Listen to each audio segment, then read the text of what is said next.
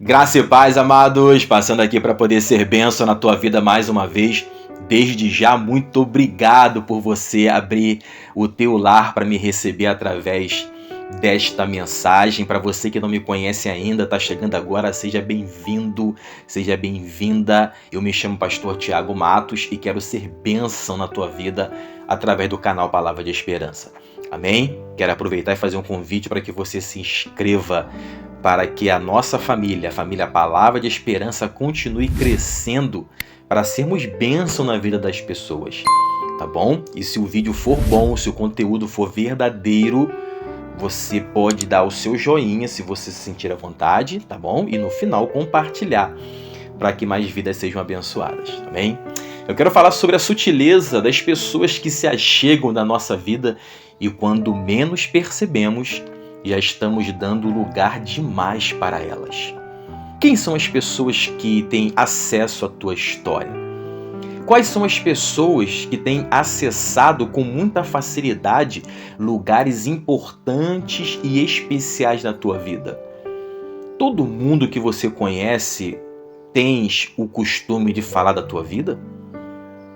Preste atenção no que nós vamos dividir hoje.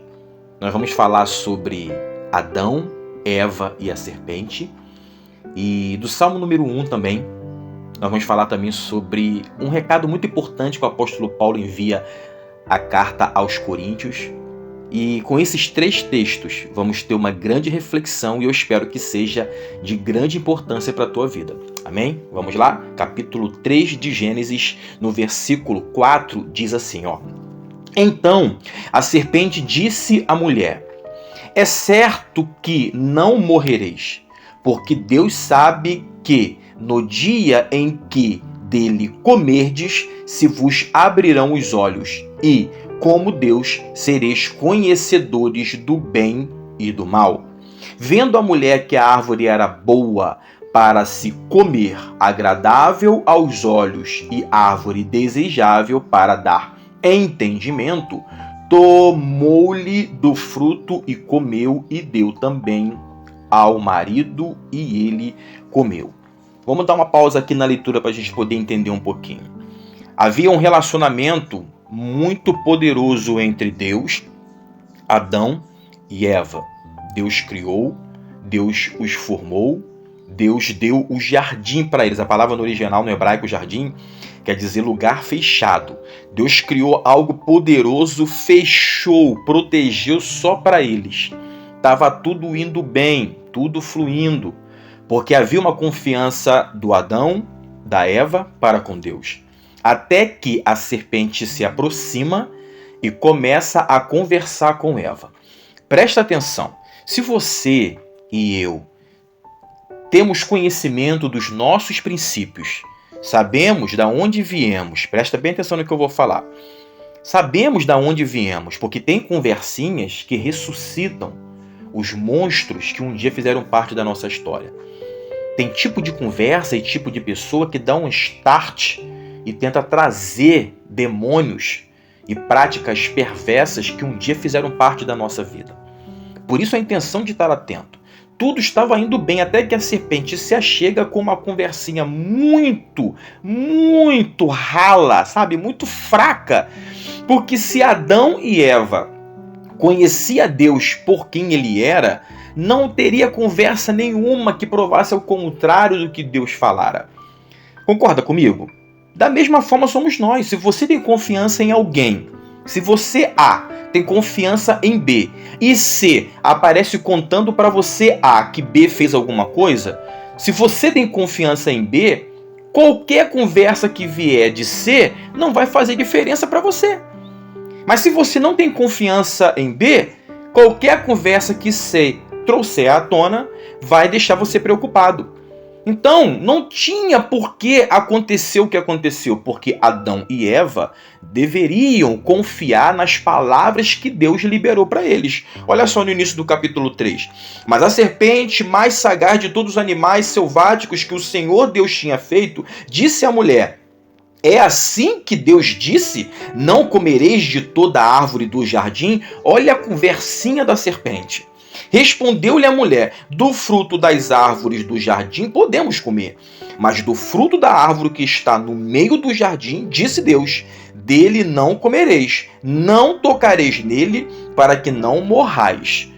Por que Deus falou não morrais? Adão e Eva morreram depois que caíram, que falharam? Não.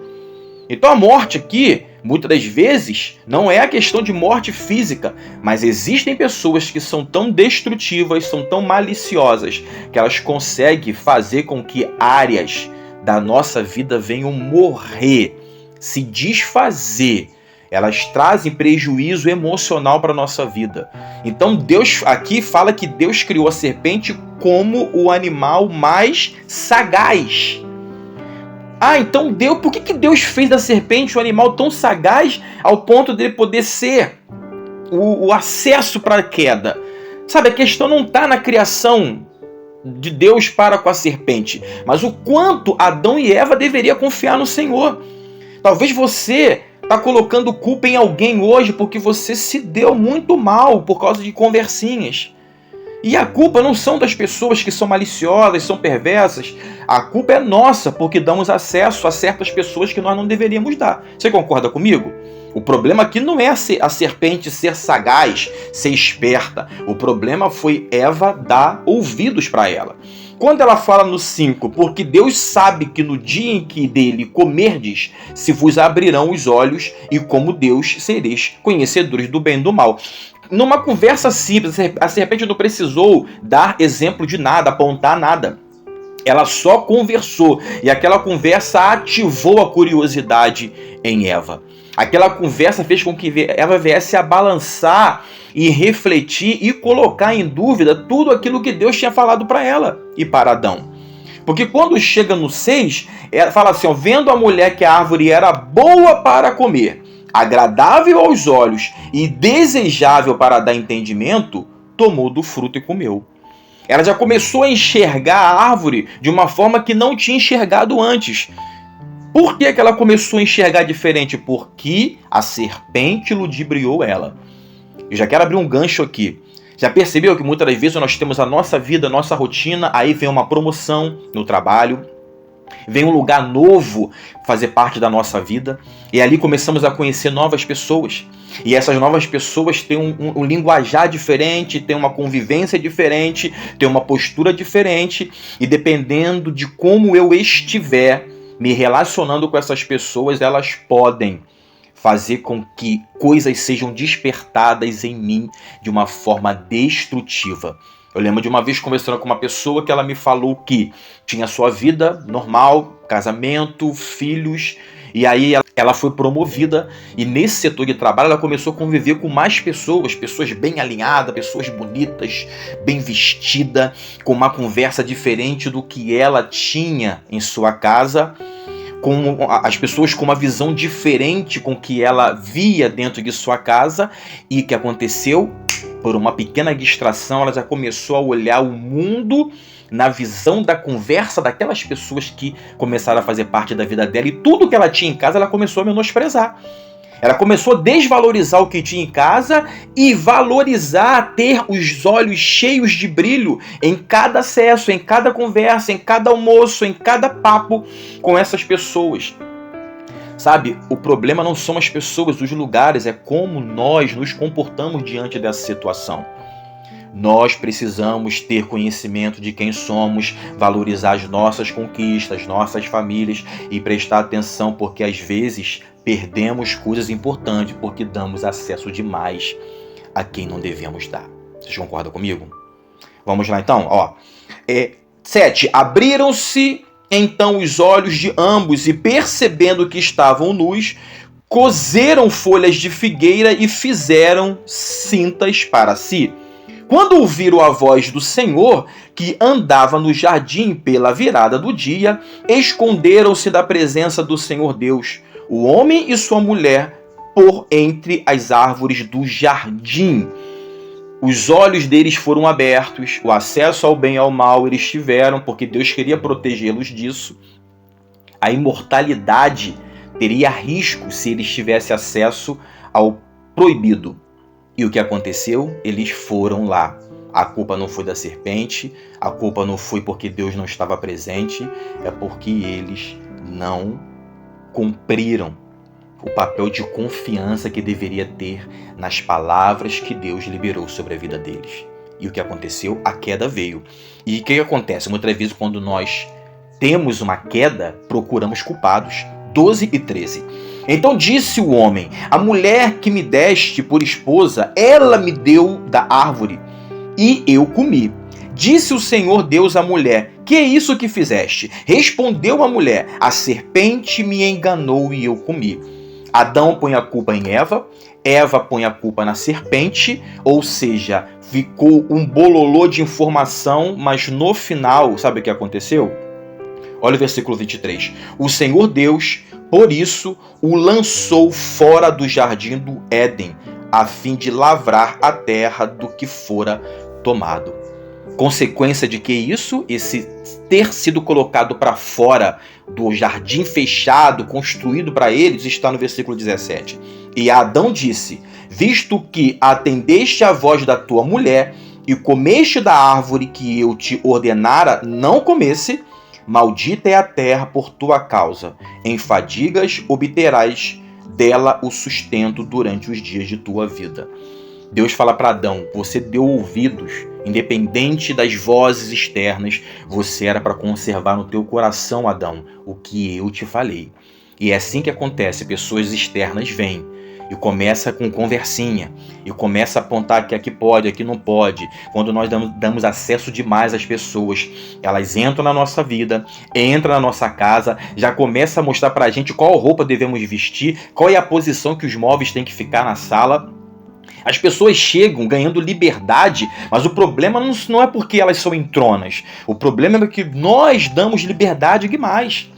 Precisamos dar limite às pessoas. Elas podem ser boas o que for, elas têm que ter limite, porque senão darão opinião demais, falarão coisinhas demais. E quando essas coisinhas começar a ter efeito, começar a balançar, aí já é tarde demais.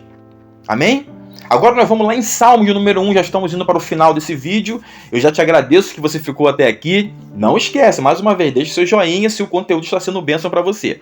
Salmo de número 1, eu quero dividir com vocês algo que eu aprendi com meu primo, meu amigo Jonatas, numa ministração alguns meses atrás lá na igreja.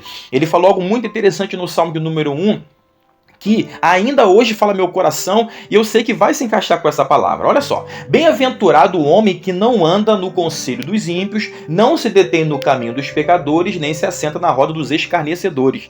Parece um versículo simples que a gente fala demais, fala muitas vezes e acaba não percebendo alguns detalhes. Aqui tem uma escadinha com 3 degraus que mostra o nosso caminhar para a queda. Olha só: bem-aventurado quer dizer feliz no original. O homem que não anda, primeiro você anda no conselho dos ímpios. Começa a andar. Feliz é quem não anda. Quem anda acaba colhendo as consequências ruins. Começa a andar no conselho dos ímpios. Se detém quer dizer para. Você começa a andar com certas pessoas. E aí o segundo degrau dessa escada, você para poder começar a ouvir. Não se detém no caminho dos pecadores, parou. Começa a ficar perigoso. Nem se assenta na roda dos escarnecedores. Começou andando, parou para continuar ouvindo. Quando se assenta, quando se acomoda, quando aceita as conversinhas das pessoas, aí já era. Por isso que ele fala bem-aventurado. Feliz é quem não procede desta forma. Começa andando e conversando. Essa conversa começa a evoluir, começa a ficar profunda. Aí para. Vamos parar aqui que agora eu gostei da conversa. Continua falando aí. E esse parar leva a uma consequência pior, que é o quê? Dar a atenção devida. Se reter, parar. Porque gostou, porque está sendo bom. E ali vem a queda. Porque no 12 ele fala: antes o prazer está na lei do Senhor, e na sua lei medita de dia e de noite. Quando eu não medito na lei do Senhor, quando eu não me aproximo do Senhor através de sua palavra e de seus princípios e de tudo que ela pode me libertar, eu avançarei em uma grande velocidade na direção da minha queda. Amém? Grande reflexão, não é verdade? Agora nós vamos para o encerramento deste vídeo. O apóstolo Paulo, escrevendo em sua primeira carta aos Coríntios, no capítulo 15, versículo 33, diz assim: não vos enganeis. As más conversações corrompem os bons costumes. Não vos enganeis. Tem certas rodinhas, tem certas conversinhas que estão minando, destruindo tudo que foi construído dentro de nós, todos os princípios que temos. E às vezes para poder tirar onda, fazer parte da onda, ter uma boa vibe com a galera, a gente vai aceitando qualquer tipo de conversinha. E quando percebemos, tudo foi por água abaixo. E no 34 ele fala assim, tornai-vos a sobriedade, como é justo. E não pequeis, porque alguns ainda não têm conhecimento de Deus. Isto digo para vergonha vossa. O que ele está falando aqui? O assunto fala sobre ressurreição, ele dá algumas explicações.